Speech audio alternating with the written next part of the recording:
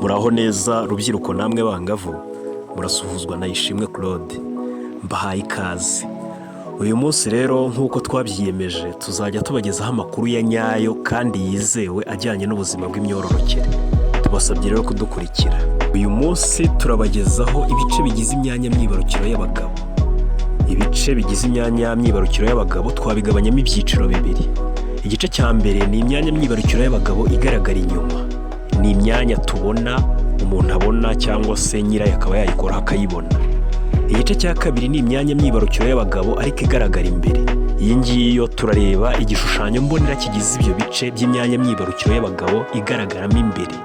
Tugarutse ku myanya myibarukiro y'abagabo igaragaramo imbere nk'uko mubibona kuri ekara zanyu, igabanyijemo nk'ibyiciro nka bitatu by'ingenzi. Hari igice cyo hasi ari cyo mu kinyarwanda twita amabya, mu cyongereza ni testes. Hari igice cy'ahagana hejuru aricyo bita penis cyangwa se igitsina cy'umugabo kigaragara inyuma. Hakaba n'igice cy'ahagana hasi cyangwa se ku mutwe w'igitsina cy'umugabo mu ndimi z'amahanga aricyo bita glans. Tukaba tugiye kureba noneho ku bice by'imbere bigaragara mu myanya myibarukiro y'abagabo. Muri ibyo bice by'imbere bigabanyijemo ibice bigiye bitandukanye nk'uko mubibona imbere kuri screens zanyu. Ibyo bice rero twatangirira ku gice kigaragara imbere cyitwa testes. Testes nk'uko nababwiye ni ziriya balls cyangwa se turiya dusabo tw'amabya. Turiya dusabo tugizwe n'ibice, igice kigana hejuru cyitwa epididymis. Epididymis ni igice aho intangangabo zikurira.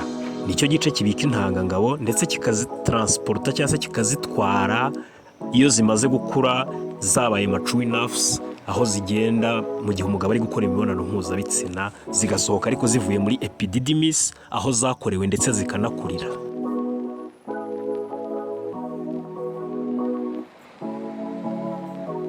Ikindi gice ndetse kinabanza kinagaragara inyuma ni igice cyitwa scrotum. Scrotum ni igice kigaragara inyuma cyangwa se kariya gasashe ari amabya bateretsemo. Kariya gasashe niko bita scrotum. Akamaro kabyo kakaba ari ukurinda, to protect udusabo tw'intangangabo cyangwa se amabya, ndetse no regulation of temperature cyangwa se kuringaniza ubushyuhe bw'imbere mu dusabo tw'intanga.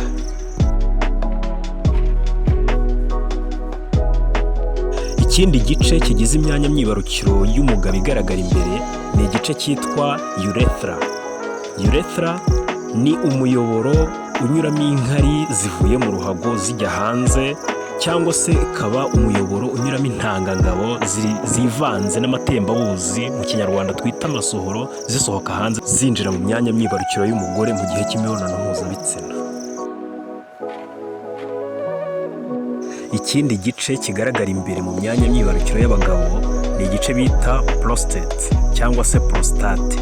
Prostate ni agace k'imbere mu myanya myibarukiro y'umugabo kaba kagizwe cyangwa se karimo amatembabuzi avuburwa n'iyo prostate akivanga n'intangangabo zavuye muri cya gice cyo hasi twabonye cyitwa epididymis, ndetse n'andi matembabuzi ava mu gace bita seminal vesicle bigasohoka hanze mu gitsina cy'umugabo biciye muri urethra bimeze nk'amasohoro.